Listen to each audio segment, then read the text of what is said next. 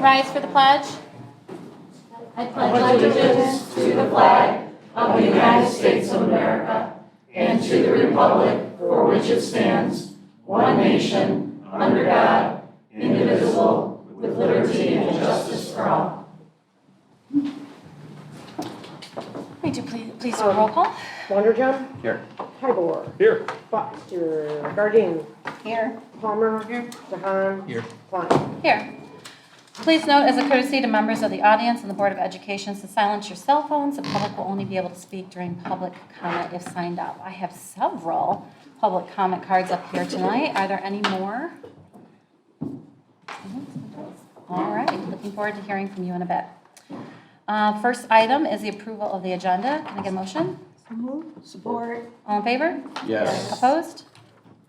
All right, next on to the reports agenda. We're going to do board member reports, and why don't we start down here with Amy tonight? Okay, so from Parks and Recreation, we have secured funds to do things like pickleball courts and working on some of our improvements that need to happen, which is great. There's a desire by our board to start working with Grandville Public Schools to make sure that we have the tree canopy, and we're working with the Tree City initiatives and all that stuff.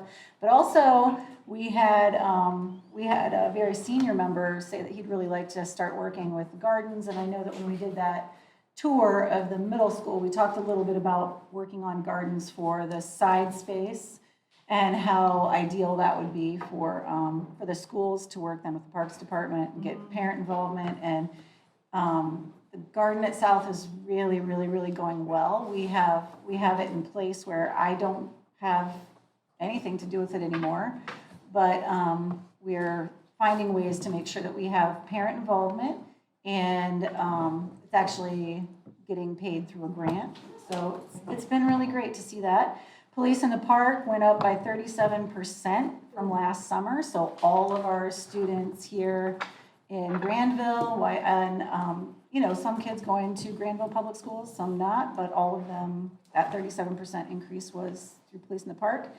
It was cool because the cheerleaders had their first practices and photos, and I say that because my son went to cheerleading practice because he's a dog boy, which is something I never, ever in 100 years would have seen that kid doing. So from the kid who, when we moved here, didn't talk to now he's a dog boy in the cheer section. So it's kind of cool. He also started cross country. So they had their top 8 go out with Coach Leonardo and with Coach Klein-Sasser. I get him Klein Hexel and Klein-Sasser always like that, but it's Klein-Sasser. And he takes them out to the dunes out on Lake Michigan, and they run, which is super cool. The seniors registered today, which was really awesome. I have a senior.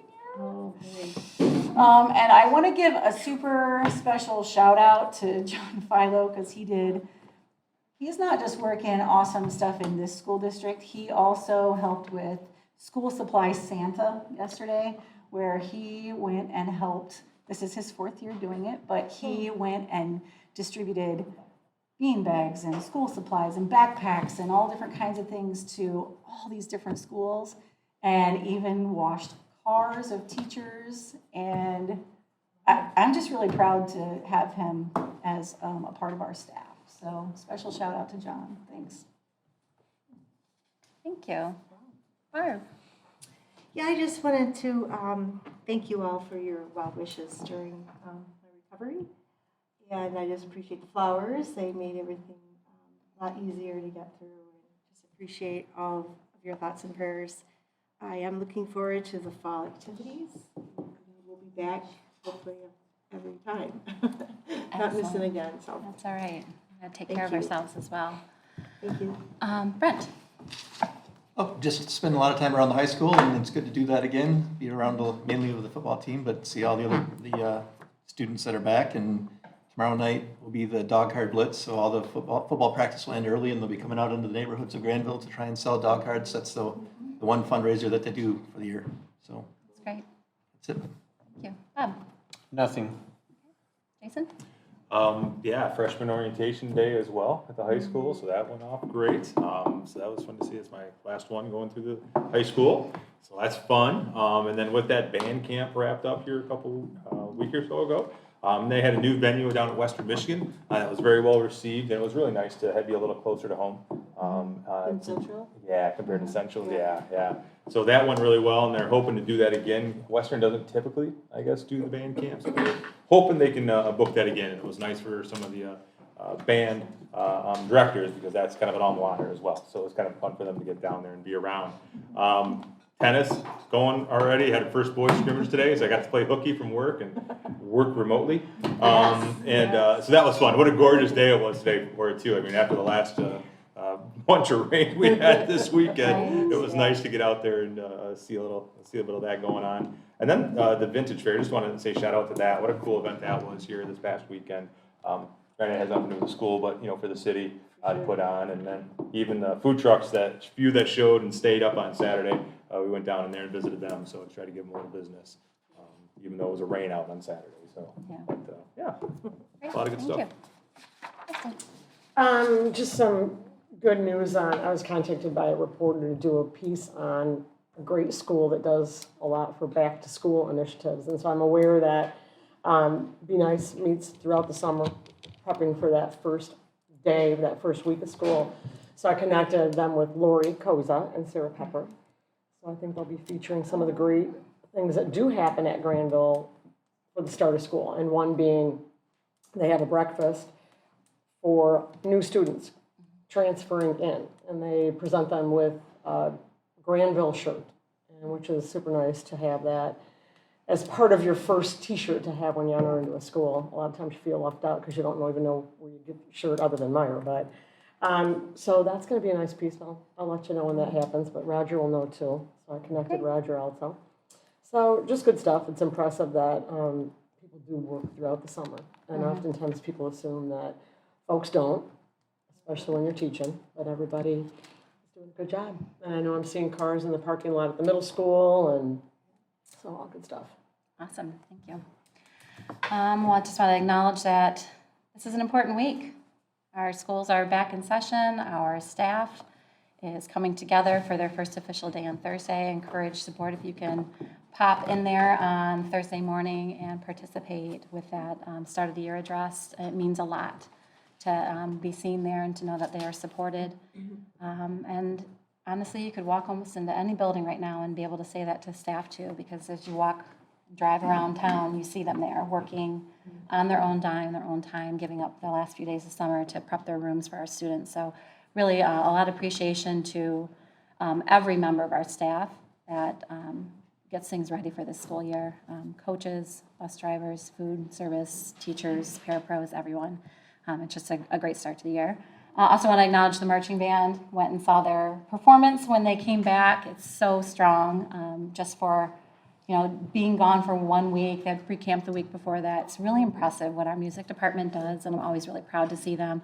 Looking forward to a great year. Their theme is the Giving Tree. So if you know that story, that poem by Shel Silverstein, the book, it's based on that. And there's some fun, familiar music in the program as well. So that's fun to see. Yeah, I also got notice that robotics is kicking off. I know that's a really a cornerstone piece of our community and education program. So I'm excited to see what they're doing this year, expanding their programs always and winning. They're quite the program. I want to thank members on our team for participating in things like our Parks and Recs committee. That's a lot of extra time, and I appreciate what you do for that, Amy.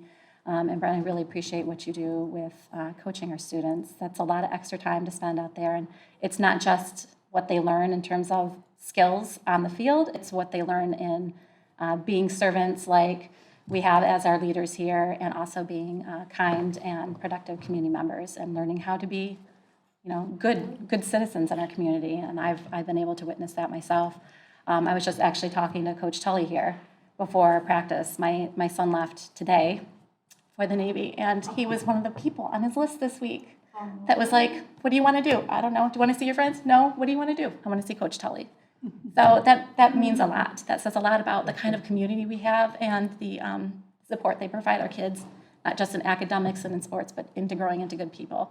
So I appreciate that very much. And that's all I have to say, because, man, I'm going to cry if I keep talking about it. I got my final text from him being dropped off to boot camp on the way here. So excuse me if you see a teardrop. It's a big deal, so. Certainly is.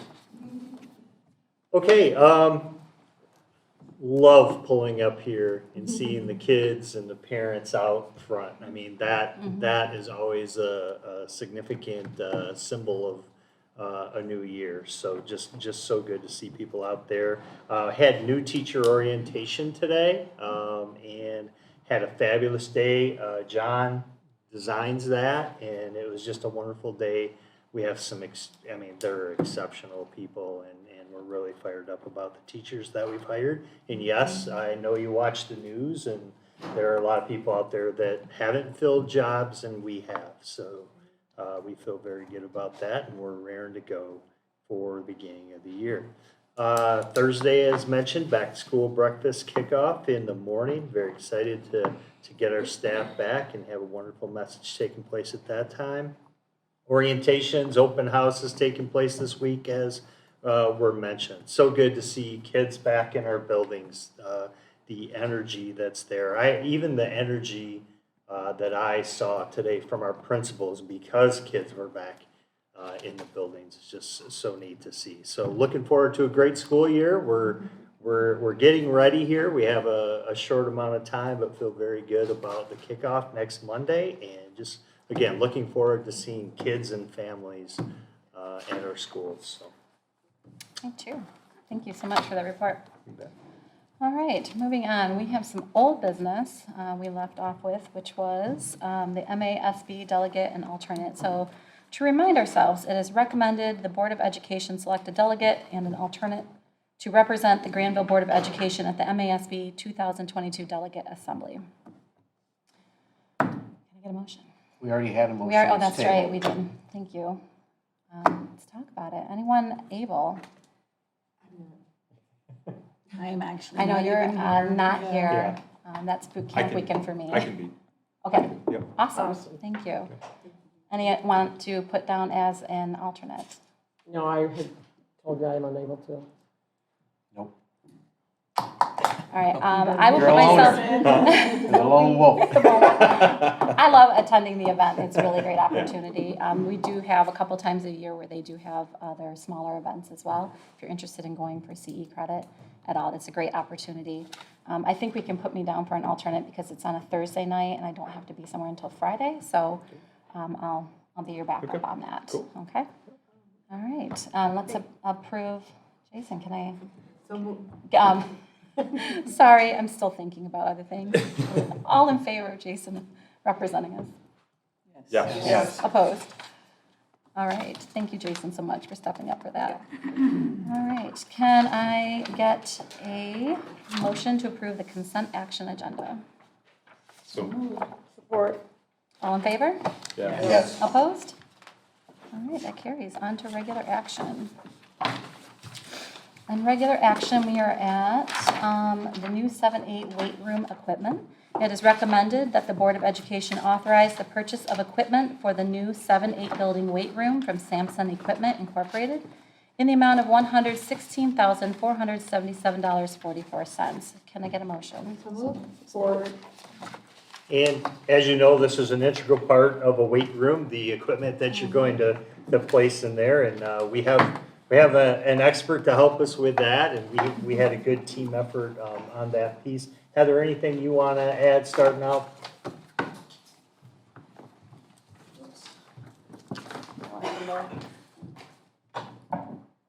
Yeah, I think first of all, I would just like to thank Tully and the team for their hard work on this. Like Roger said, Tully is the expert in this field. So he looked at various layouts from various companies when it came right down to it.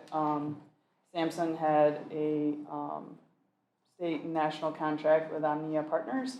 And so they provided the best pricing there. So regarding structurally how it looks, you have a couple pictures here that were included.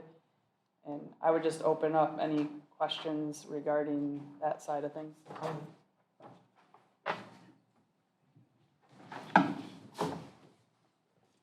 Well, what do you want to know? So tell me, how long do you want me to talk? A long time. So this was a fun process. I don't know if any of you know, I am the state director for the High School Strength Coaches Association, which gives me the ability to get a hold of just about anybody I want in the industry. And these companies love to wine and dine people when these facilities are coming in. So we reached out to pretty much everybody.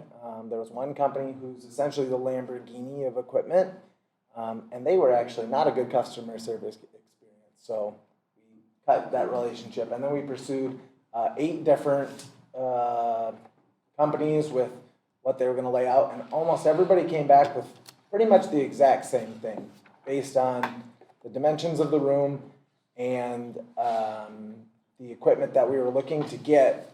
For safety reasons, we could only fit what you see there, as well as talking with Mike Lapchuk, PE teacher there at the middle school, and just from my own personal experience and talking to our other teachers at the high school in PE, we opted for more open space and clean sight lines than we did filling the space with equipment.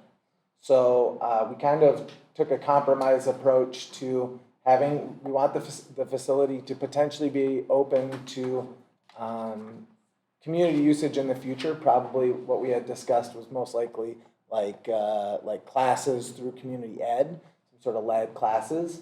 But in order for it to be a great classroom, it needed to be equipment that had lots of space, as well as we'd be able to teach on it. Something that a lot of weight rooms have done in the past is just fill it with machines where you just throw a kid on it. They can kind of lift, but there's not as much of that teaching component. And so, yes. I'm wondering if there's a difference between a fitness room and a weight room. Yes. Because it seems like at the high school we went with a fitness room kind of approach, and I'm wondering at the middle school, is there going to be a weight and a fitness room, or is it just going to be weights? Yeah, so this room it's just going to be what you see there. It's a pretty small space. Okay. It's comparatively, the high school weight room fitness center is 10,000 square feet. This one is just under 2,500. That's all. So Okay. we had to make some compromises with, for instance, if you put a treadmill in, the footprint for a treadmill is bigger than one of those racks that we put in. And so that was just for the safety reasons and code, it requires a ton of space to put those kinds of things in. And for the usage for mostly middle schoolers, we had to weigh the community option with, hopefully, our goal is that it's filled with middle schoolers from 7:30 a.m. or when's the middle school start time, somewhere around there, 7:50 until hopefully like 4 or 5 o'clock. And so that was the idea. But yeah, I think a lot of the fitness component is with the beautiful new gyms that we have at the middle school. That's right across the hall. So that's what, from discussions with especially Mike Lapchuk, that's how they'll handle that component of the fitness and the weightlifting. As well as right out, you can kind of see on the bottom edge there's a little door that goes out into an outdoor area that has a little turf area outside of it. And so there's a lot of usable running space and open space. As far as that space goes, yes, we did just opt for weightlifting equipment. So, and then like I said, everybody pretty much had the same equipment, same layouts, the gauges of steel, the plates, like all that stuff. Pretty much everybody does the same. So then it really came down to customer service, and Samson went out of their way to, meet with us, follow up, send us resources that I could forward on to the team that was doing the project, and they've just been incredible to work with through the entire process. So I'm really excited that partnership will hopefully last for 30, 40, 50 years, however long it takes for that equipment to get beat up. So, Coach, is there yes. anything different that you do in setting up a middle school weight room versus a high school weight room? Or is it all pretty much the same type of exercises? Yeah, so the exercises will be the same. The difference between a middle school weightlifter and a high school weightlifter, it can sometimes be a ton and sometimes not very much. Because we'll have kids come in as seniors that have never looked at a weight before in their life. Whereas I'll get freshmen that have come in that have lifted with me for already 2 full years. So we attack everything the same way. We actually worked this summer with Mike and John Tuscan and Kara Doyle, and we vertically aligned our program middle school through high school. So whatever they do at the middle school level will immediately translate, and hopefully we can work with our guidance counselors as well to ease that process, because if a kid does 2 years of weightlifting in middle school, hopefully that translates to them being accelerated when they get to the high school as well. But the only thing we did different is we got some weights. For instance, normally we would get just 2.5 pound plates, but for a 70-pound middle schooler, when you add 2.5 to each side, that can be a huge jump. So we actually got 1.25 pound plates, and we got bars we have a 15-pound bar, a 35, and a 45 at each rack to accommodate for any size student. Because that is So- where you see those huge. Oh yeah, I mean, genetics really play out in middle I mean, school. yeah, definitely. So here's my one question that I have here. So I understand that we did everything. I don't know who wants to answer. You both can if you want. I know we're going off a contract, but pricing, but it says in the background that you got various quotes. So outside of the standard of, you really liked our customer service, from a point of view of oversight, can you give me a little background as to what the other estimates were? I mean, how comparable was this?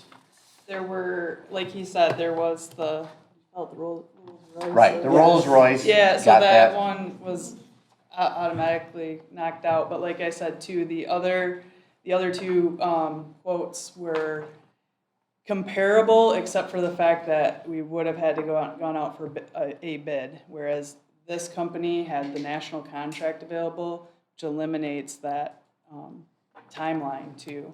So, because you have to put it out for 10 days, 2 weeks, and then. And I completely understand that. So maybe you're missing my question. My question is, baseline pricing, where did this end up versus what you think the Less. quotes were? Less. Okay. All right. Yeah, they Did were I miss all- that in here? It just says in best value. So best value to me is price, customer service, huge, right? But I just, from an oversight perspective, just wanted to get a. I can answer that question. Almost all of the quotes except one came in at about 160,000 and not a good customer service experience. We had 3 more that were right around the exact same price that didn't have the national contract. And then we had one that came in really, really low that was a poor product. Got it. Great. That answers the question. Perfect. Thank you, Heather. We No, normally that's see good. that though. Yeah.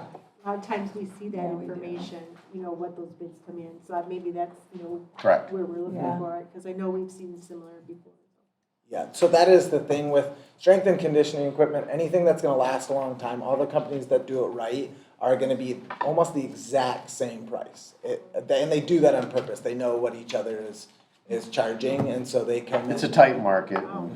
Yeah, everybody's, you would laugh if you looked at all the other quotes and all the other designs. You're just essentially seeing the same thing over and over and over. Got it. Thanks. I can get those out to you. Yeah. You don't need to. That was a good enough answer. Do you think you'll be expanding the powerlifting extracurricular program into the middle school? It's hard to say. The powerlifting program is gonna go through a renovation this year. In order to keep costs much lower, it's gonna move to a club sport. And it's not going to be, they're not gonna do the final forms thing. We're gonna run it as a club, and they're going to sign themselves up for meets. So that's what we'll have to look at. The MHSPLA doesn't really support middle school. There are middle schoolers that will come from generally really small communities, Class D schools will have middle schoolers participate, but in general, we had over 80 kids participate last year, and this year, girls won the state championship last year.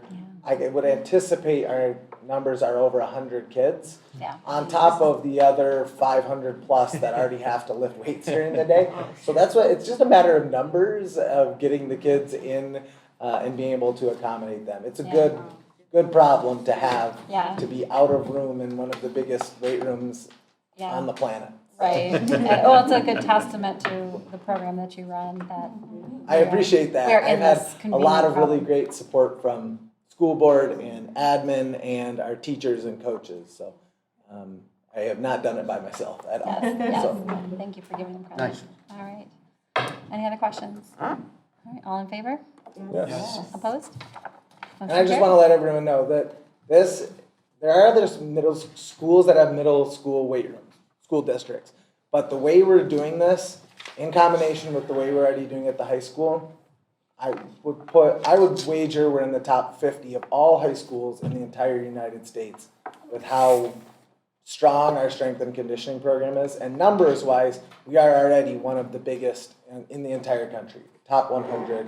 I don't have the exact ranking anymore, it shuffles every year, but we've been in the top 100 for the past 3 years as far as enrollment and participation in our strength and conditioning. Congratulations. Thank you. And again, That's wonderful. For it doesn't happen without especially support from our administrators at the high school and our guidance counselors getting in kids in classes and our coaches encouraging kids. And then again, our teachers beyond me making them enjoyable classes and programs for kids to be involved in. Awesome. Well, thank you so much for everything you do. We appreciate you being here tonight. Nice job. Good. Thank you. And for the record, motion carried. Our next action item is the library book appeal. It is recommended the Board of Education approve the recommendation of the Book Complaint Review Committee for the selection crank as part of the appeal process brought forth. Can I get a motion? Support. Okay. As you know, per board policy 9130, letters F and G, a decision by the committee may be appealed to you, the Board of Education, within 30 days. And Dr. Merkel, I know you have the summary of the committee's decision. Dr. Merkel is here. I didn't put together a presentation this evening. Our process was the same. 7 committee members, 4 staff members, high school administration, an English department teacher, a non-English department teacher, a non-instructional staff member, there was a guidance counselor, and then 3 randomly selected parents. They had conversation, they all, again, they read the entire book, that was part of the process, they're required to do that, submitted their pros and cons about the book, had discussion about the book, and weighted what they viewed as the most significant merits and challenges of the book, and then voted. The book, as you know, you saw in all your paperwork, the book was challenged as glamorizing drug use. The committee, one of their big concerns was the use of drugs in the book, but they also felt that the opposite side, that it didn't glamorize the drug use. In fact, it went the other way. And so in the end, they voted to keep the book. 2 people on the committee voted to keep the book with potential restrictions. Could we put something that requires parent permission to check the book out? Was one recommendation. And then the other one didn't want a restriction on the book, but just wanted more information about the book. This person happened to be a substance abuse counselor that dealt with those things and felt like the information on the book wasn't enough for somebody who has maybe experienced that. So they felt like they weren't in favor of necessarily removing it, but was just worried about the information that was presented. Is this a different review committee than? Entirely different people. Entirely different people. Yep.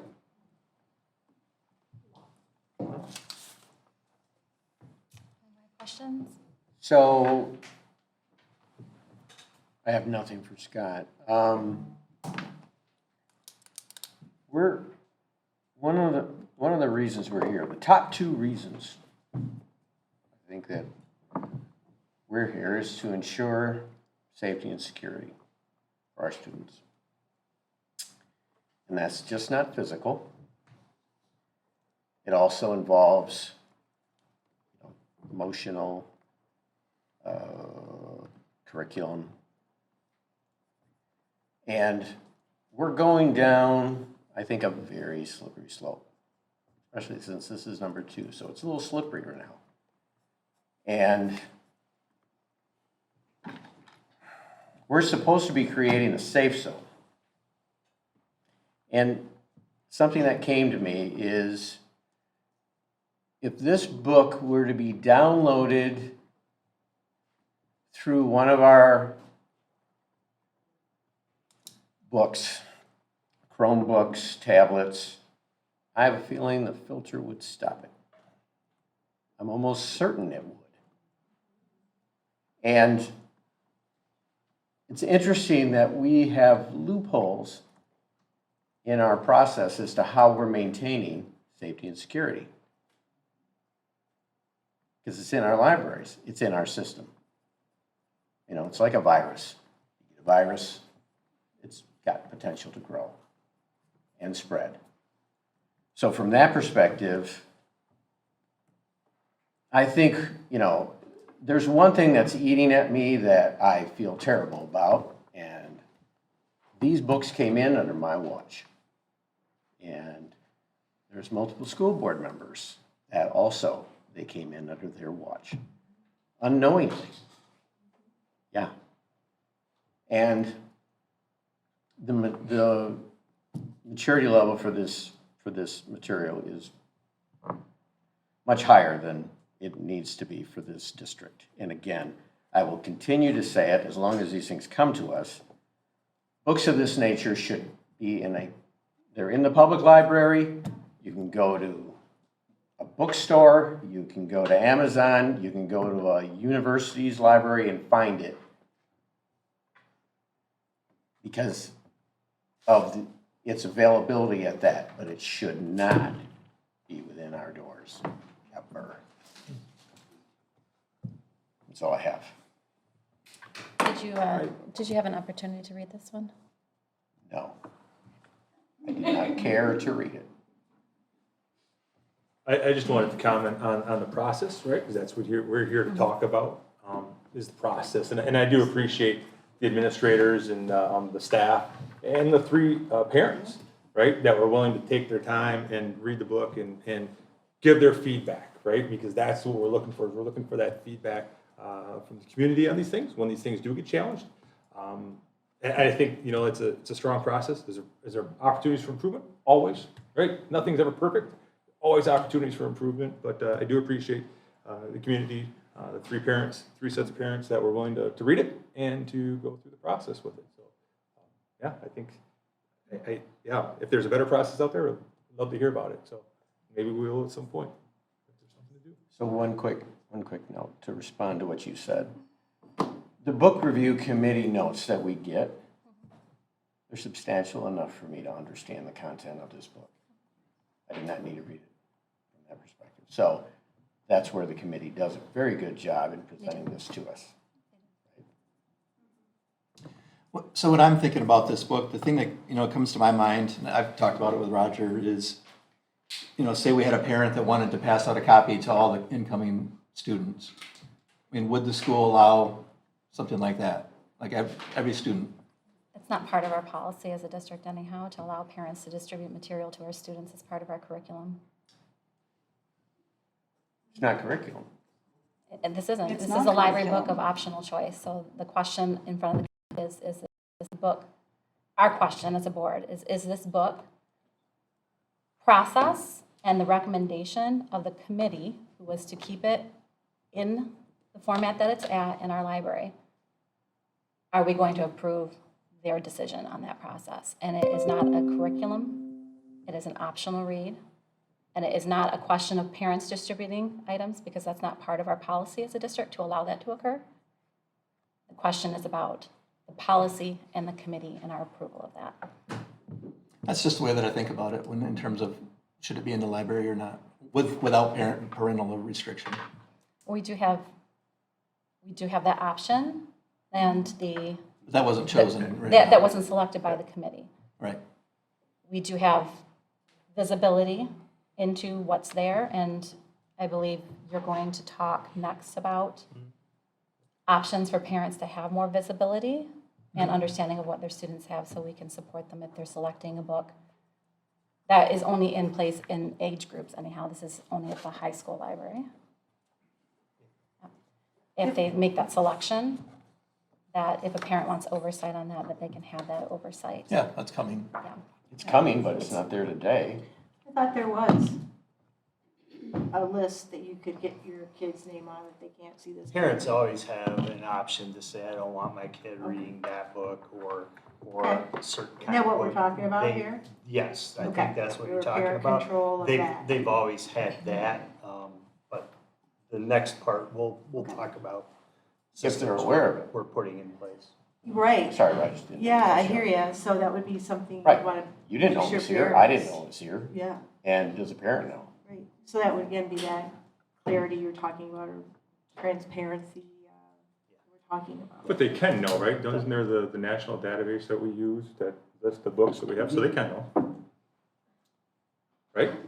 It's not a secret. I mean, it's out there. If they're interested in knowing whether a book's in the library, they can simply look it up in the database. So what I hear, this is a good conversation, and maybe we as a district need to work on parent education of our processes with the library and making sure that we have, everything very transparent on what parents can and cannot access, do, see, and how we can support what we feel as values for our children in their personally selected reading. One of our goals for Isn't that this year- what's, part of the discussion that'll be after this is, won't that be more automatic where they can sign up to get a notification? Yeah. Go ahead, We'll jump talk. ahead. Yeah, I think We'll talk about it. we should loop back to the question at hand, which is, and just to reread here, our question is to approve the recommendation of the Book Complaint Review Committee for this selection. And then we'll talk about those parent education and improving of the process and such after this. So do we have any more comments and questions about the review process or the text in question? I can tell you that I remember the first time our parent came up and spoke the passage of this book. And I was like, what? And I was like, yeah, oh my gosh, I would never let my kids read that. That's whatever. And then I went and read the entirety of the book. I think it's an interesting concept that, like, if this was downloaded, it would get stopped in our system. You're absolutely right. But our computers also don't understand context. So I think that it's important to understand that we had a friend who her son was doing a report, and it was on, I don't know if it was on gun violence or whatever, and it flagged him. He got pulled into the administration. So I think that you have to think about context in this, and I think you also have to talk about the freedom of you to choose for your children what is appropriate and what other people find appropriate. Because in this book, at the very end, there is a beautiful afterword by the mother who wrote this book, specifically citing all of the different things that her daughter went through when she became addicted to meth. And it's all the stuff that's in here. And actually, it's interesting because on the radio yesterday, there was a whole thing about Go Ask Alice that was published in 1971, and the same exact arguments were happening at school boards then. And in 1981, they said school boards could not limit that kind of material because it was there were parents that wanted to be able to have that as a cautionary tale. So it's interesting because about a third of the way through, I was like, this is horrible stuff that's happening to her because her own father introduced her to meth. And I started dog-earing the bottom. Sorry, I dog-eared your book. But I started dog-earing the bottom about a third of the way in and had at least 42 horrific things that happened to this girl because she made terrible choices. And throughout the whole thing, she's like, this is awful. I can understand. This is terrible. I don't even like my best friend anymore. I don't like my family. I'm making choices. These are all things that have been around. And it's 1971 that book came out. And it's the exact same thing. A woman gets addicted to drugs, prostitutes herself, has all kinds of terrible situations. So I think that it's important that we remember that, yes, I absolutely am very protective of my kids. And I absolutely would not want my 13-year-old to read this. But the truth is, I have taught in several different schools where drug use starts in 6th grade. And this is not fiction for many, many, many people. This is an actual cautionary tale saying, don't do crank. This is not glorifying anything. She even goes into talking about having a baby and she can't stop herself and she's afraid that her baby's going to have all these deformities. So the argument that this is for glorification of drugs and sex and whatever else is absolutely untrue. So that's what I have to say. And do I think that this is important for some kids? I absolutely do. Absolutely. Any more comments or questions? All right, so we're going to take a roll call on the recommendation to approve the recommendation of the committee. Wonderjum, No. Palmer, Yes. Highbauer, Yes. Buck, yes. Gardine, Yes. Kahan, No. Klein. Yes. The committee's recommendation is approved. All right, we have discussion items to discuss, which we've already given everyone the sneak peek to. Yes. So, as mentioned some time ago, some of these books have been around a while, some of them not too long. Bottom line is, we do live in different times.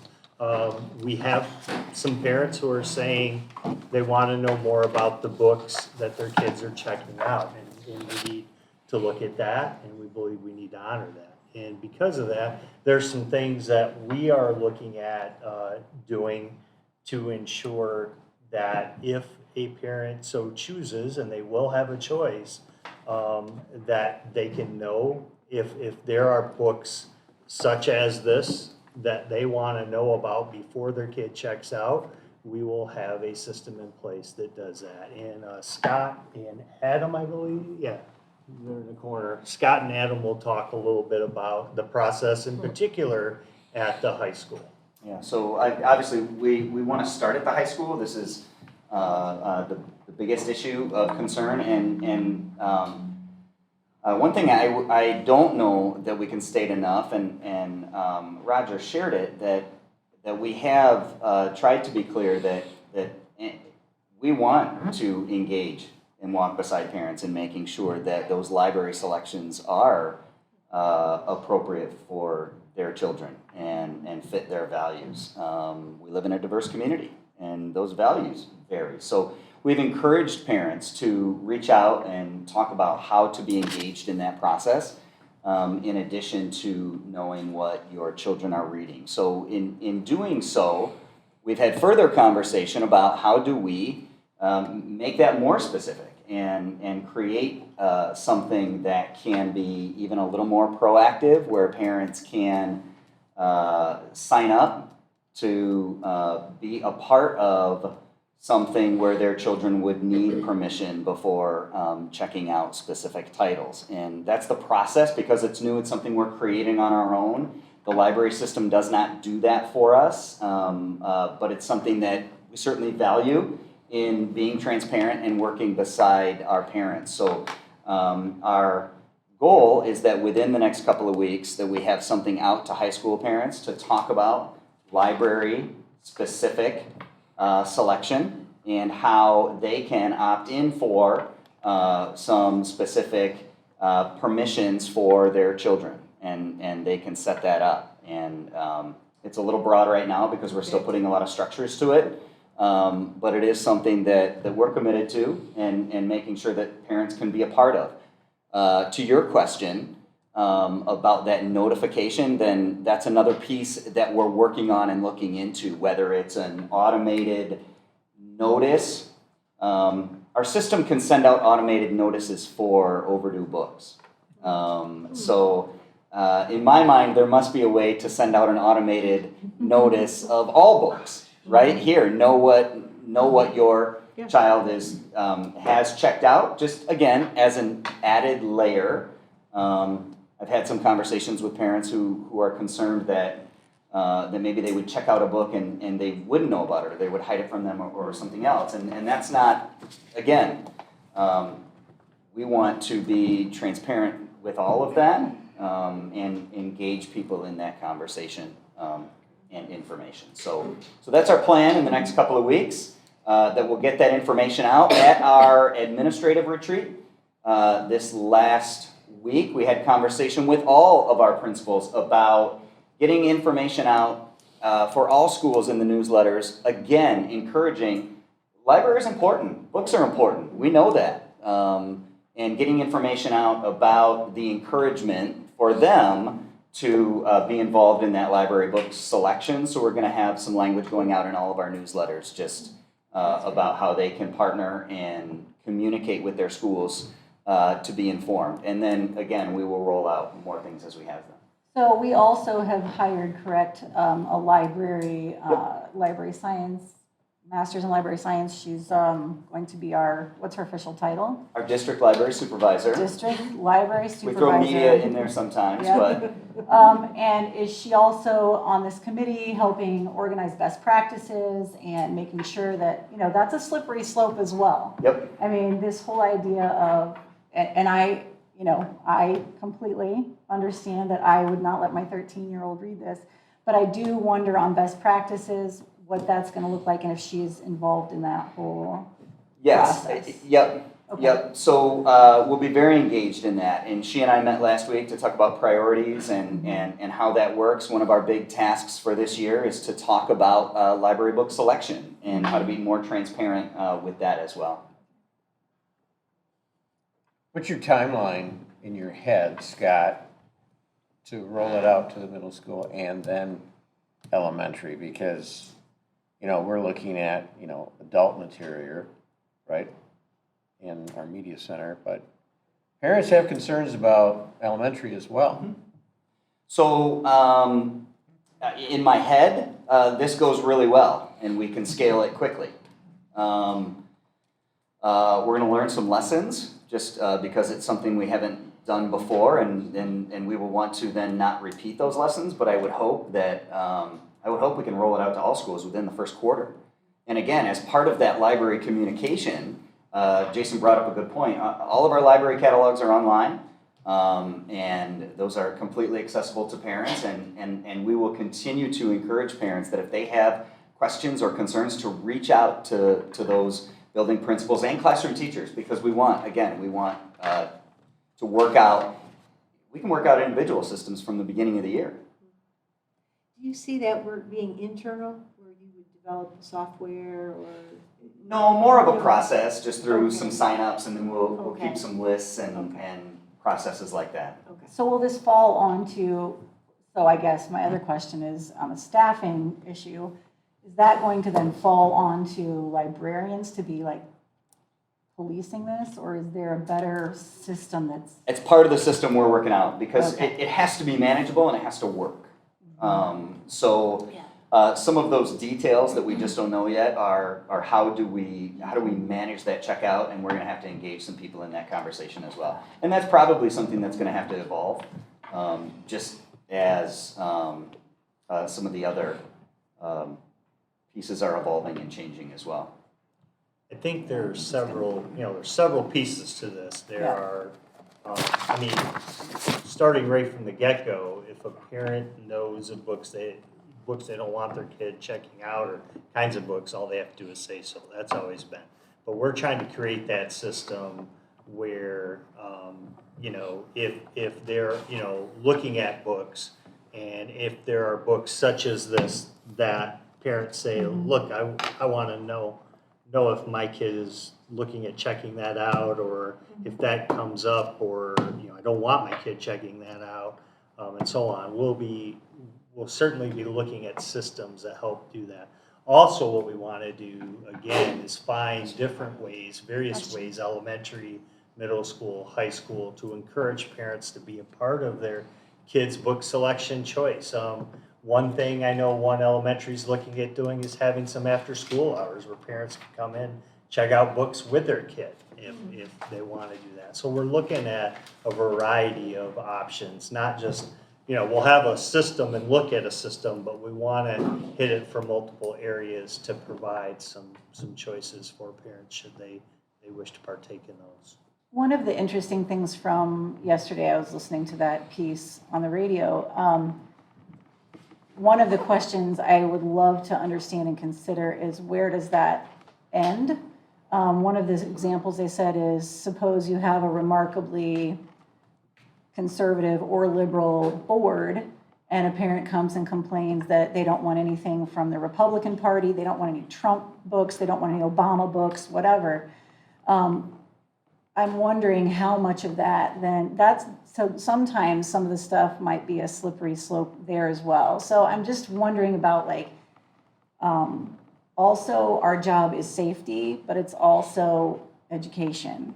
And so sometimes I just want to make sure that when we talk about what we are limiting within our libraries, it doesn't become this taxing burden on librarians or teachers or our staff to fight culture wars at the book level. So I think having an automatic notification to the parent of each book that they sign out or something would. Yeah. I mean, that happens I anyway. think your argument on the political side, I think where you're going and hopefully what Roger's going to achieve with his transparency goal is parents are aware, right? We want parent notification. That's his whole point of transparency. Yeah. And they should be the one that has the final say in what their child is going to see outside of a defined curriculum. So what's in the media center, parent still gets to control that from my perspective. The one thing that I asked Raj is as you begin to roll this out, just give us quick updates, you know, so that we know what's going on. And then the other piece of that, I think, again, you can't say transparency enough, that you do some kind of survey for parents or ask them, is this sufficient enough? I mean, I truly believe one of this board's biggest goals is to bring trust back for the parents, right? Our trust is, do they trust us? Some of it's fractured, some of it's broken, some of it's there. So we need to build it back up. That's why we have people coming to these meetings, right? For 20 years, nobody came. Now, 2 years, we got everybody here. So providing that piece is going to lower that lever a bit. Amy, did you get your question answered? I know we kind of went into another item. You were asking a question to Roger. Selection, or I you were think making you a were statement? just saying, I just want to make sure. be cognizant Be cognizant of the fact that, yeah, I mean, Where does there's that also, put there's it? also, Okay, it could become a slippery slope, yes, okay, more of a statement. yes. On both, I mean, we're talking about slippery slopes, and there are other scenarios that are not quite as easily stated, right? Like if I had a student in my class and their parents didn't want them to read anything about, Harriet Tubman or something, so. I think You part know- of those are, I think those are more instructional, curricular Possibly, materials. yes. Yep. Yep. I think what this is still more The choice. free choice. Yeah, You're so talking. and those things, I mean, we would be very transparent with parents on our Mhm. curriculum anyway, so they would know. And if there was something they objected to, we would be having discussion about, I see. how what that you're would go. saying. Yeah. I see Would what that you're ever saying. make it to the school board if, again, a curriculum book was not acceptable? Could, but we have processes in Oh, place that really. But we're vet- talking free choice versus curriculum, Yeah. so Well, that I was was talking talking curriculum. Within curriculum, You're right. we That's it. have processes within that. As a matter of fact, we're doing more in transparency with that too, as we move forward. I mean, parents can look at curriculum at any time, but we're even looking at new stuff in the future of having maybe a period of time for people to view and check it out, kind of like they do with our Reproductive sex ed materials Yeah. and so on, how Yeah. we It's have a a pretty good time process period where there, they yeah. can do those. So, yeah, that'll be forthcoming, sorry to spoil it. No, you're good. No, it's all very exciting, and hopefully it accomplishes that. building that trust. And included in that Yep. is added transparency for library book selection. So let me. I'm excited about it. Let me end my part of this discussion with an analogy. Haven't had a good one in a while. Okay, lay it on me, Bob. Okay. We're a boat in the middle of a sea, and it's rough seas. So when we talk about slippery slopes, it goes both ways, right? What do we want? Calm seas. Balance. It's like, Same thing, balance, calm seas. Why do we have all these audience members on And either side? I would say we're a microcosm of society, and society's not calm right now. Therefore, we are experiencing very similar Right. things. So my attempt is to not amplify it, but to subdue it, to drop it. Any questions, comments, anything from you? Thanks, Raj. Thank you. All right, well, now we are moving on to our public comment section of the meeting. As individuals who've already submitted their forms for public comment are called up, you will receive 5 minutes to speak. Mr. Hagar will keep track of that time and will give a 1-minute warning. Please remember when you're providing public comment that you are speaking to the board. Audience, also please respect that. We're here to hear what they have to say, so please do not disrupt their comments so that we can hear them fully. Also, when you're giving your statements, please remember that if your statements violate the rights of others under the law of defamation or invasion of privacy, you may be held legally responsible. If you're not sure where your comments lie in that, you might want to consider consultation with a legal advisor before defaming someone's character. All right, so we have 14 submissions tonight. Anyone need a stretch for a moment? Okay. Our first individual up is Mr. Stephen Moss.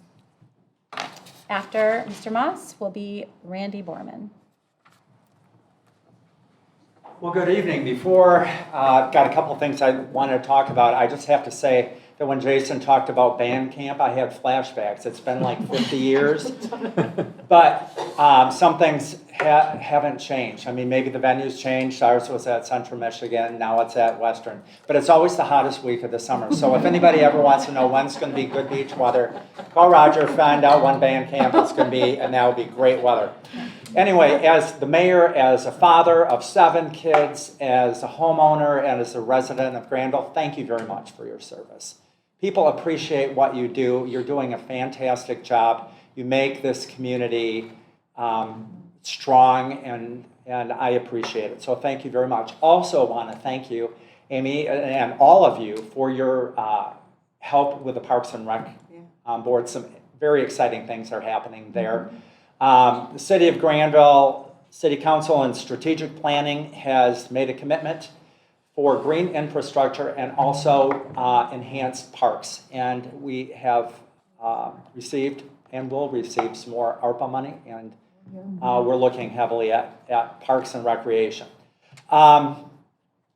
Also, just kind of wanted to give you a quick update on what's some things that are happening in Grandville that are pertinent, especially to schools. You've seen a lot of dirt being moved in a couple places in Grandville. One is south of Target. There's going to be about 500 apartments there. And so it's going to be a big complex, all in this Grandville School District. And I know you've got a lot of things happening in the school district, but for Grandville, this is a big deal. So more students on the way.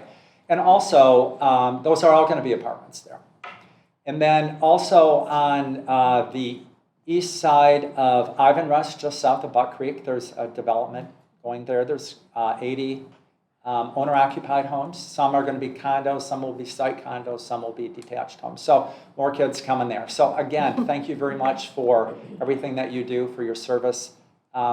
It's important work that you're doing. Appreciate it. Thank you. Thank you, Steve. Next up, Randy Borman, followed by Lynn Jansen. All right, just a few things. First, the library book thing. I would like to just think that if it's not good, wholesome, and safe for everybody, it has no place in a school library. Again, you can go to the public library. You can probably go online. You can find books wherever you want. It just doesn't seem like if it's in question at all, that there would, this whole thing where we have to have a list, and it just seems totally unnecessary. Number two, as the new school season starts, I guess I just want to encourage you guys to make sure that everybody, as far as our teachers and administration, whatever, is staying in their lanes when it comes to things that don't need to be talked about in the classroom. We had issues with banners, flags. I guess hopefully there's policies that we're kind of keeping an eye on what teachers are doing inside their classrooms, so we don't find out things that we have to find out through, online classes. We don't have online classes right now, but again, like to make sure that we have appropriate stuff in the classrooms. And then the last one is a busing situation for my family and families in my neighborhood, and I think there's some other people here who are going to talk about it too.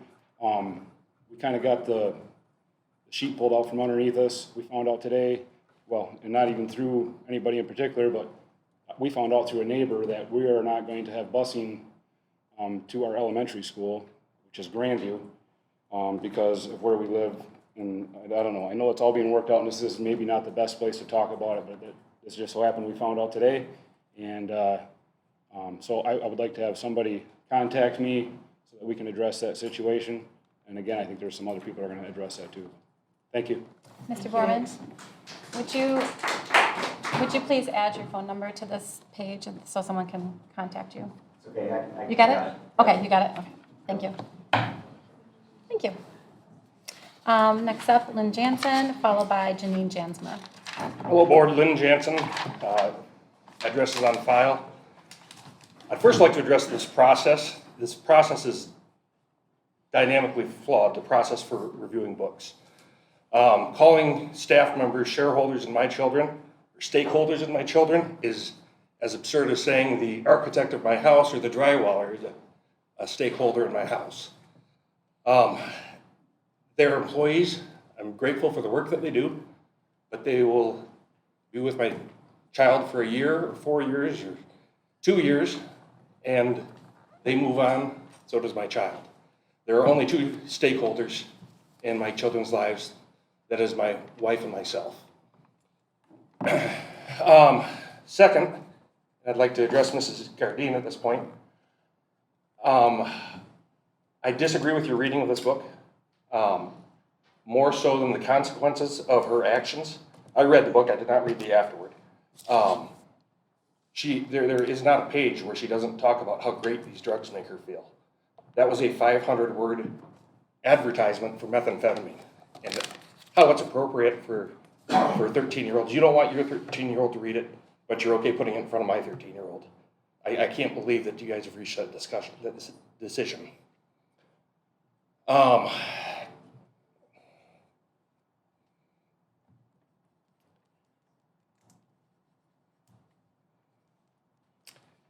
This book was disgusting because of the drug use. It is criminal because of the child rape involved. It is criminal to distribute that to my child. I'll let you know that I did file a police report today. I will be following up with both the police department and the prosecuting attorney's office. And I appreciate that your votes are public and on record. I hope that there are no personal consequences for any of you. Thank you. Next up, Janine Jansma, followed by Jacqueline Coleman. My name's Janine Jansma, and you have my address on file.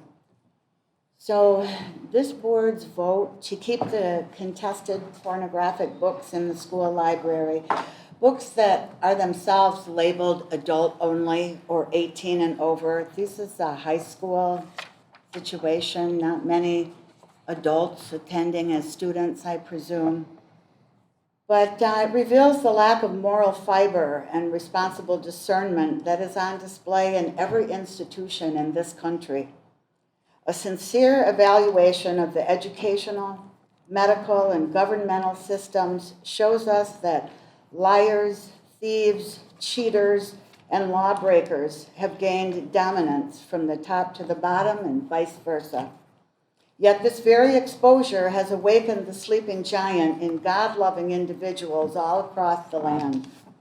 The indoctrination attempt to sexualize, demoralize, contaminate, and abuse our children stops right here.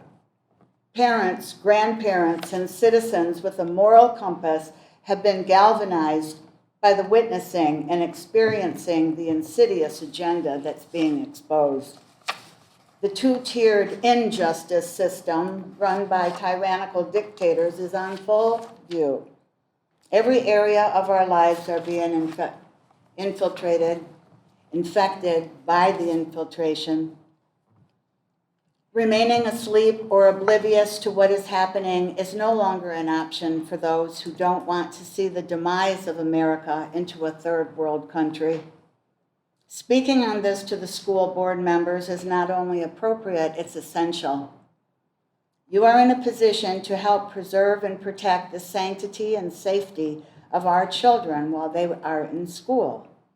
Abdicating responsibility of your roles as the adults accountable for the care of students would be nothing less than an abomination.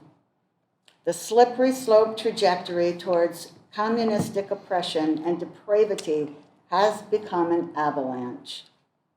Any belief that going along to get along is relevant at this time in history is not only foolish, but dangerous. My appeal to this board is to rethink your allegiances and your strategies moving forward into the new school year. Deep clean your libraries of the adult and X-rated materials that unfortunately are now too numerous. My prayer is that you do a deep dive into your soul and ask yourselves honestly, are you doing what is right and truly in the best interest of the children, or are there competing and conflicting goals and aspirations that influence your decision-making process? Honesty is the only genuine way forward, and that honesty needs to begin within us all. To side with and protect or promote an ideology that infringes upon the innocence and integrity of our youth is irresponsible and, quite frankly, reprehensible. Do the right thing. Protect the children. Thank you. Next up, Jacqueline Coleman, followed by Tessa Jansma. I'm sorry, I don't address the audience. Thank you. I just want to express my appreciation to the board for the due diligence that was done to review this book and the other books. I actually disagree with the other people here. I think that that book probably is appropriate because I was one of those people who didn't have those books given to me when I was in high school. And what happened was I got out in the real world and I realized that there were a ton of people who were not like me and I was behind the 8 ball. So I would rather our educators work on educating even if it is not things that people agree with. That's all. Thank you. Next up, Tessa Jansma, followed by Kevin Weiss. Oh man, this is turning into a show. It's fun. All right, my name is Tessa Jansma. My address is on file. Kind of knew you guys were going to vote like that. Seem to just ride the wave of whatever authority is above you, just like with the masks and all of that whole thing. It was always, well, it's not us. They said it's good for you, so we'll go with it. Kind of like these books. Scott spoke of a opt-out list that parents could potentially, or something that's in the works for parents to be able to sign their kids up for. Is that list going to be public? Or are you really going to publicly put all of the sexual books you guys have out there? I mean, we're in the works of doing it ourselves for you, but are you guys going to do it? Because, I mean, that'd be great. You could just show us, everything that you're giving our kids. There will be people who don't think like us, and that's fine. There's Amazon. There's the other public library. This is a school library. It's public school library. So yes, absolutely public, but the school part is right after it. Grandville Public Library is a completely different story. It is. This is a school library. Where children go. Yes, children. We're not going to we're not going to have comment from board or audience. We're just going to listen to Tessa finish her time. Thank you. Thank you. So it's becoming way more apparent why the whole teachers union and everybody that follows that is fighting really hard to get rid of these school choice vouchers. Because if parents really did have a choice to go wherever, to a charter, to anywhere, and let their money follow them completely, public schools would be over. Because like Grandville, like I've said before, I was a walking advocate for this school for years. I've gone almost a decade without bus service. I've praised this school district for so long until I got a chance to see just how, dare I say, left this school has become.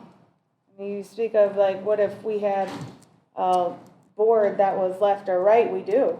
We absolutely do right now.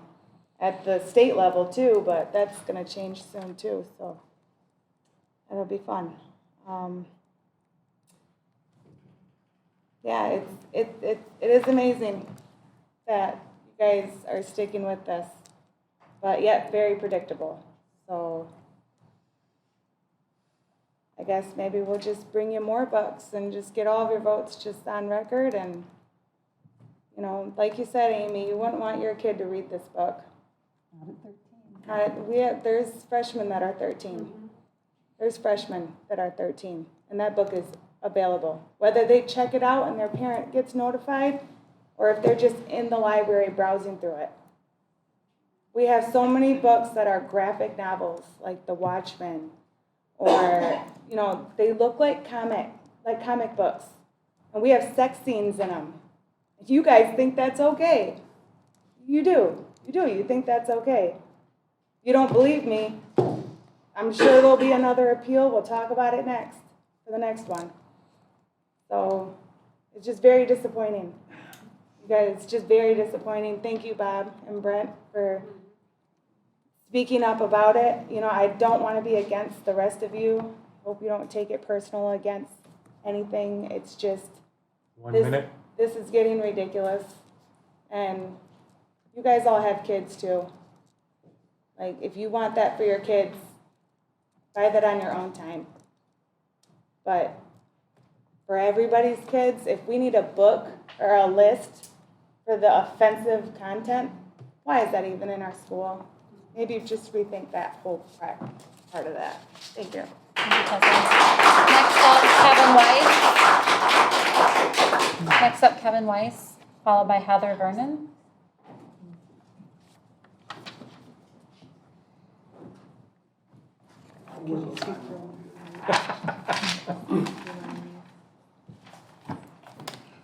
My name is Kevin Weiss, and you have my name, address, phone number all on file. First and foremost, thank you. Every single one of you, you know I've been to a lot of these meetings, and I've seen the ups and downs, all the behaviors for and against each and every one of you, and you've all stuck to it, and I appreciate it. While I've not always agreed with you, I have always been supportive of you. I'm the proud dad of 3 kids in the Grandville system. I'm here tonight not to fight with anybody, but just to offer a potential solution. We've been around and around with these books. There are adult content books in our library, plain and simple. It's not my place to tell any parent how to raise their children, nor the morals and mores that they introduce to their kids. That's theirs. They bring up their kids. All I'm going to propose is no dramatic verbose, nothing fancy. I don't want books banned. I'm not going to host a big dramatic book burning party. How about something this simple? Put the adult content books in an area where only the children, I call them kids because I'm old, the students of the age of majority or with parental consent can access them. Plain and simple. We're not going to have extensive programs. It's a restricted book. It's outside their realm of expertise, and put it in the parents' hands. The parents know the maturity level of their kids. If they don't, they dang well should. Okay?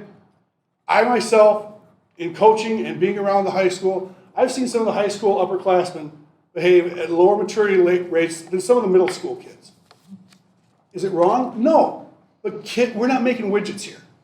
Okay, we've got kids. They all develop at different stages. They've all experienced different trauma in their life. They've all had great support groups or not so much. We're not turning out car parts. We're trying to educate kids. By putting that one level of protection with our kids, we can make progress on this. We got bigger fish to fry than fighting about books. Okay?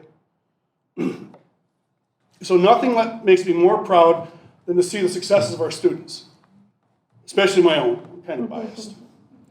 Knowing we have great leadership, a great leadership group willing to look out for the best interests of our kids, let's make that the norm. Okay?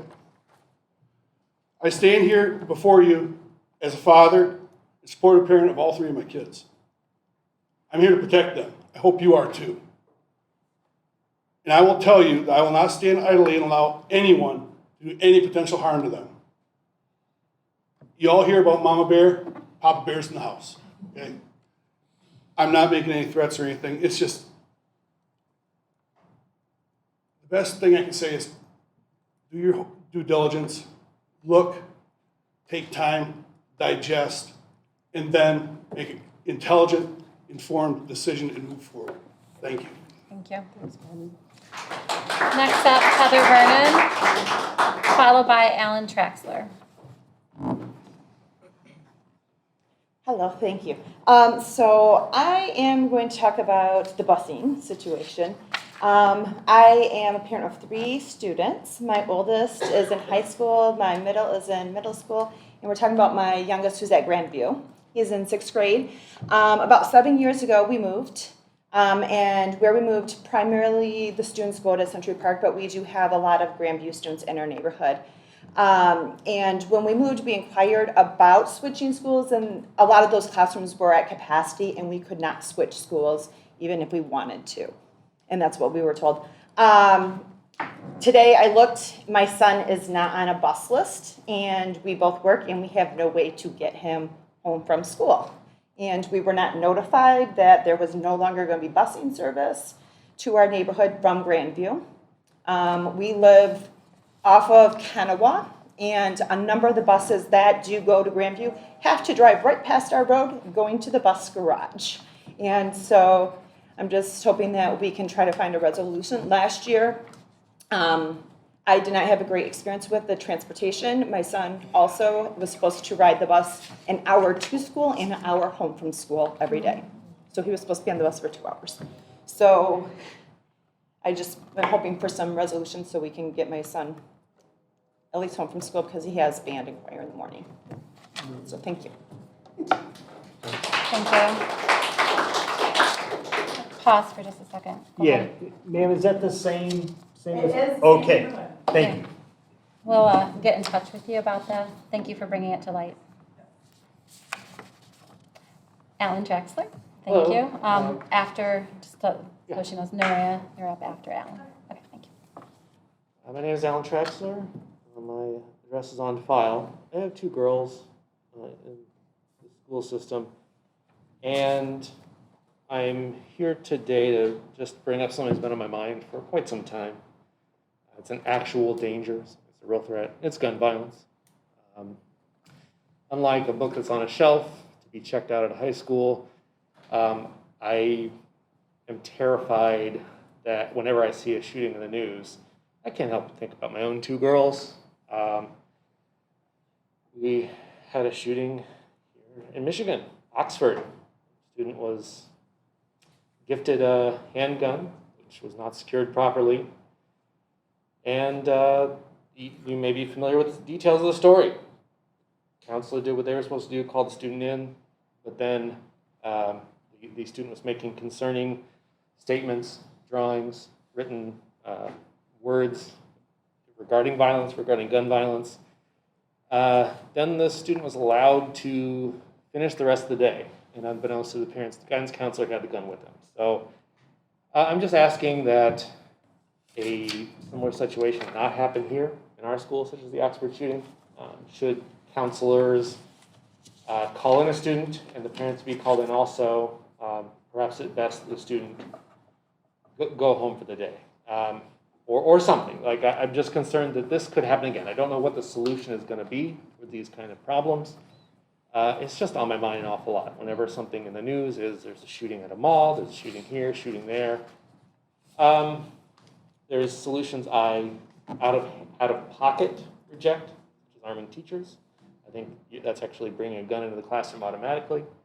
So there's many things I would object to, but I'm just asking another look at what could be done to protect our students. And of course, my heart was just broken for days after the Uvalde shooting. Because it's another element where it's out of your control due to police response. In Uvalde, the small town had a lot of resources and a SWAT team to go into the school to actually prepare for such an event. They actually practiced this and stayed back. I recognize the board does not have power of police. I recognize the city and the mayor only has influence, not exact power, but I'm wondering if our own schools have had walkthrough scenarios where the police know what to do in the response and should an active shooter develop. Will they have such a plan if they don't? Will they actually execute such a plan and not stand in the hallway for an hour? No. Just want to speak to my concerns. And it is, I also feel that it is unlikely that something would happen here. But again, it's just a numbers game. I'm not a gambler. I don't gamble. When there are chances of something terrible, something tragic that could happen, I want to reduce that. And I'm just asking for your consideration for something that actual poses a threat. Not a book, but a gun. Thank you. Thank you, Alan. Next up, Nuria Gallagher, followed by Carolyn Frederick. Yeah. Sorry. Well, a couple things. Number one, I'm glad my kids don't like reading books because they don't have to go for that. They just like sports. But what he just said, I know that there was a training that happened not too long ago with Wyoming Police and Grandville Police. My question is, for the parents, how are we going to know that that's enough? You know what I mean? And you guys are not going to know if something, if no one knows if shooting's going to happen, right? But as a parent, I want to know that no matter what, if that were to happen at our school, that we have everything in place and possible to keep them safe. So I'd like to know if you guys have that, and if you do, please let us parents know. Second thing is, so I have a child, and I am going to say SEL. I am thankful for it. Does that surprise you, Christy? I'm thankful for it because I do have a son who is socially, emotionally challenged. Sorry, I'm going to cry because I love my kids. When it took years for me to ask teachers, ask the principals, hey, my kid needs help. They always tell you, no, he doesn't. Wait till he'll be a little bit older. He's fine. I'm like, no, he needs help, like in school, because he doesn't understand a lot. It goes through his head. He doesn't get it. And then I finally spoke to my pediatrician. Sorry. I finally spoke to my pediatrician, and he had told me what I needed to say to the school in order to get any of the attention brought to my child to get him help. We did get, I cannot remember her name, but she was amazing at Grandville who helped my son with the emotional part. And then when I had that meeting with all these different people, they said, well, his scores are great, or not great, they're average. Cool. But if they're average, then why is his grades not reflecting that? And, they're all multiple choice. So, I mean, that can be just that. But And then I told people in that room that we are getting him tested for a lot of things, rigorous testing. And the principal said, well, she perked up when I told her that was happening, but she said, even if he is qualified, doesn't mean he's going to get someone to help him. That cannot happen because my child deserves, like any other child, deserves to have their, sorry, I'm so just nervous. He's like any other child. Like, we're giving all this stuff to everybody. My child needs, and when it comes to that he does need it, he needs to get help. I am not going to accept, we're not going to help your child. Thank you. Thank you. I'm not going to accept that. So I will be the one who, I am the mama bear. A lot of you guys know that already. I am the mama bear, and I will take this as far as I need to take it for my child to get help. Thanks. Thank you. Thank you. Let's try to make eye contact over there. Everyone's taking notes. Next up, Carolyn Frederick, and followed by Cameron Zipkowski. Sorry. Good evening. First of all, I too would like to thank the school board. Members are dedicated. I may not agree with some of you. I may disagree violently with some of you in the sense of verbalizing, but you're trying to do your best for what's good for the school district. Mr. Wondergen earlier made a comment relative to you're responsible for the safety and welfare of your children. He left out one important word: all the children. Whether I agree with the book or not, it's my responsibility to deal with my child, if I had one, as to whether he or she should read it, could read it with me.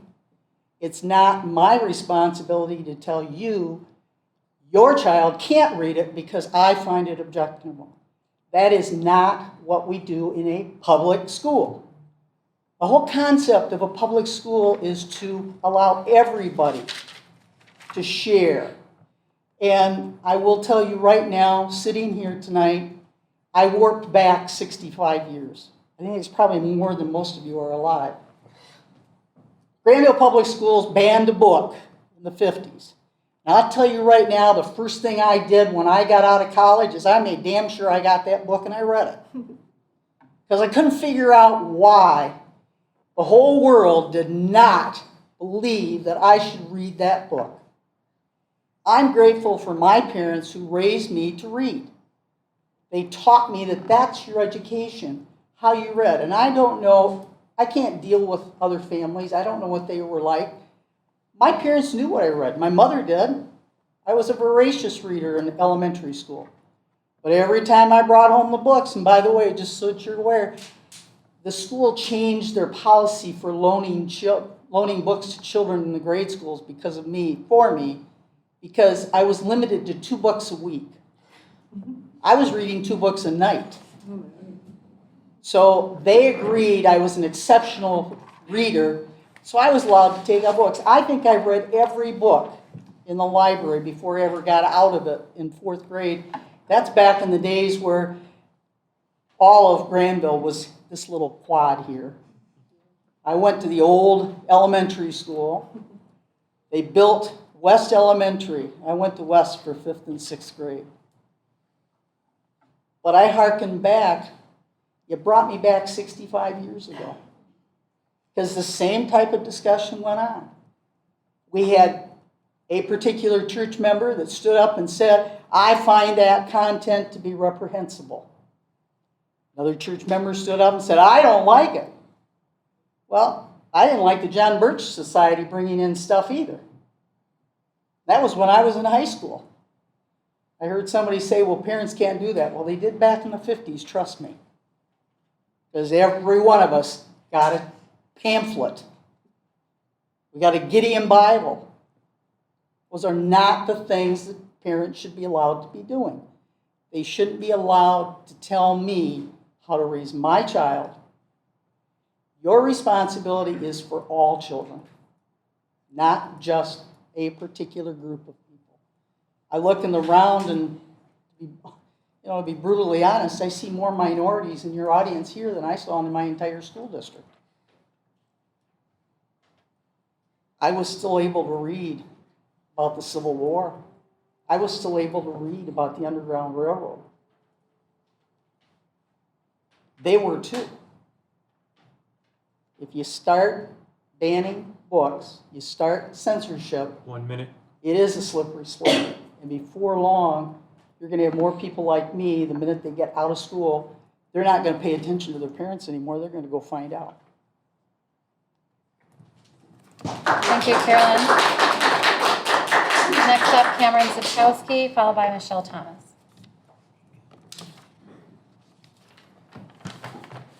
Cameron Zipkowski, address is on record. Keep this short and sweet. Kim, congratulations on as a Navy veteran, congratulations on your son going to boot camp. I'm sure he's going to have a fun 8 weeks ahead of him. So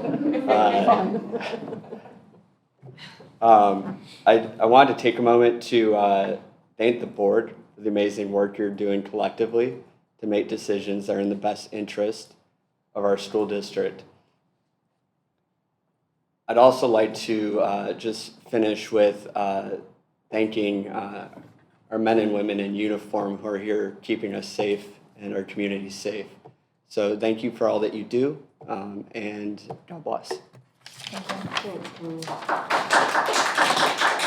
Next up, Michelle Thomas, followed by Dennis Krebs. Michelle Thomas, my address is on record. I'll know I have 2 children in the district. I am one of those parents. I have will have a 13-year-old starting high school. I think when you look at books being appropriate, or maybe the review committee, they're viewing it through the eyes or the lens of an adult, not a 13-year-old. What's appropriate for an 18-year-old is not the same thing that's appropriate for a 13-year-old. How many times have you started a book, you get 50 pages in, you don't finish it? So a lot of these books that you talk about, oh, well, the ending, they came out of it, we learned so much. Who's to say that that kid is actually going to finish that book to get to the message? Some of the books that are on review have pictures in them. Who's to say that they just don't go in there and look at the photos? They aren't always getting the meaning. They're not getting the whole story. And I'm not saying these books don't have a purpose. I think we've talked about maybe counselors have access to, maybe if they're working with students and think, wow, somebody would really benefit from this book. Look at promoting them to them. I love Kevin's idea of we have a section for books that are rated for adults that maybe a 13-year-old doesn't have access to. I'm not sure that just controlling who checks out a book, that's great, they can't check it out, but they can go in there every day on their lunch hour or before school, go grab that book off the shelf and sit there and read for 30 minutes. Kids are resourceful. If they want to read it, they'll find a way to read it. Checking out a book isn't necessarily going to stop kids, parents, from knowing what their child is reading. It's only going to control them knowing what they're bringing home. That library is open from the time they get to school till the time they leave school. It's open. I don't disagree if you ban a book that my child, when she graduates or when she's 18 and can go read that, would probably run right out and read that. I don't have a problem with that because she'd be 18 and not 13. Books are appropriate at certain age levels, but we have to remember that our high school has very young children in it still. Roger, you made a comment that, well, it's a very tumultuous or it's a rocky world out there. Well, then shouldn't the school be the place of calm? That's a cop-out. That's an excuse that, well, it's like that in society, so let's just perpetuate the problem and keep it in our school. I think that having a section, if you really feel the need for these books in there, I think the personal solution is easier to control. If the books are in a restricted section and parents or the children have to be 18, or they have to have a letter from their parents saying, I give my child permission to read those books. But if they don't have that permission slip, they shouldn't have access to those books, and not just to not check them out. If a parent thinks that's appropriate because maybe they have a very mature or responsible freshman or sophomore, great, let them in there. But not all kids have that capability, and not all kids are going to bring that book home. They're going to just keep it in the library. So I feel like there's a lot of wiggle room in making a compromise that would maybe work for everyone. But ultimately, I do agree. If we really have to have these serious conversations over a book, does it really need to be there? The library is a mile up the street. Children can still get a hold of these books if they want to. If it couldn't pass the filter on their Chromebook or their laptop, what's the point? Why do we have these safeguards? If Tully were still here on a completely separate topic, he is doing a fantastic job. I have a middle school daughter that has fallen in love with weightlifting through that program this summer. She shows up at that gym at 6:50 every Tuesday and Thursday morning. I would wonder if having this in the middle school, I know my son, who is now a sophomore, he couldn't get intro to peak in the fall, so he had to wait and get it in the spring, which means he actually lost a whole year of high school weightlifting. Would there be something in the middle school with the gym where they could maybe complete an introductory course, so when they get to high school, they maybe could start right in with the weightlifting and not potentially lose a year of that program, because it's a fantastic program. So thank you. Thank you for the suggestion. Final speaker for the evening, Dennis Krebs.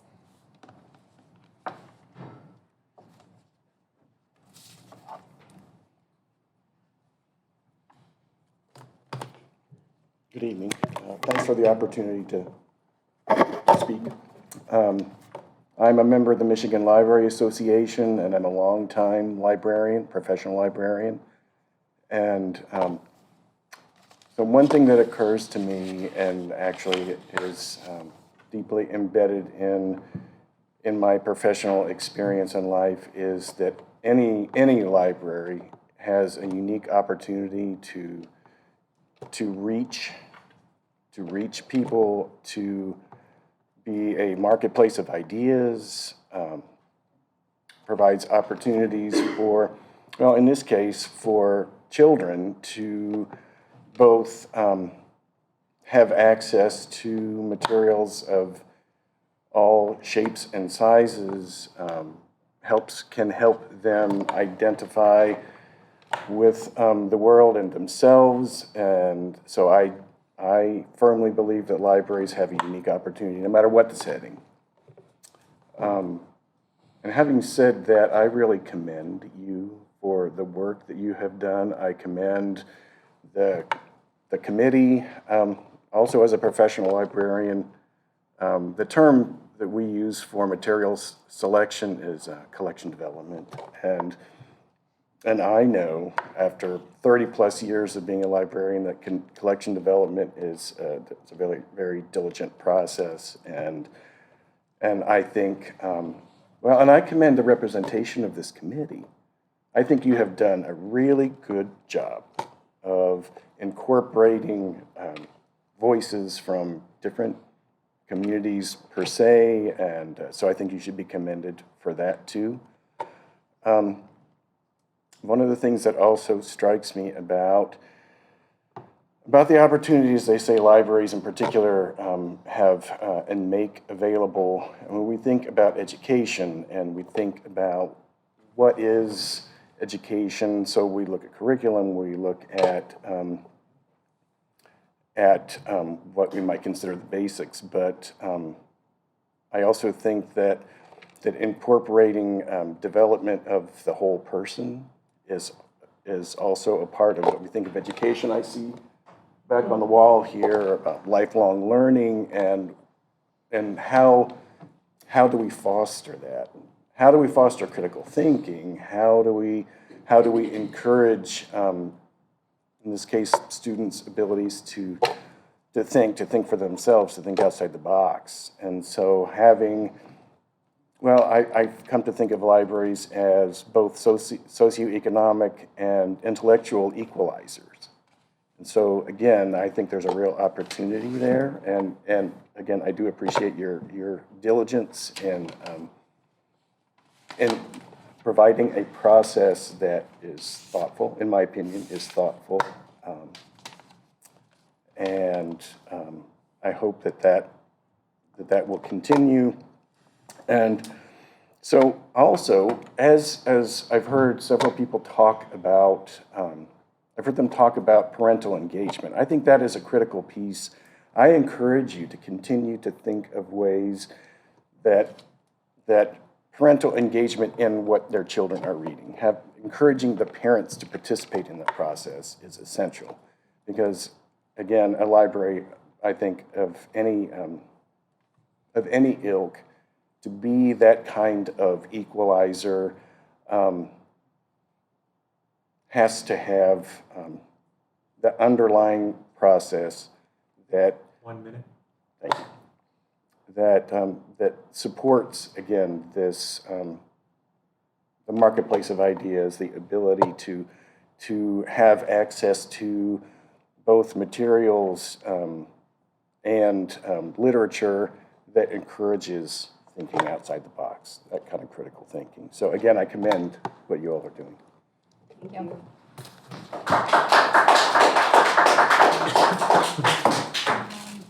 The next board meeting of the Grandville Board of Education will be Monday, September 19th, 2022 at 7 p.m. right here at the admin building. The meeting is adjourned.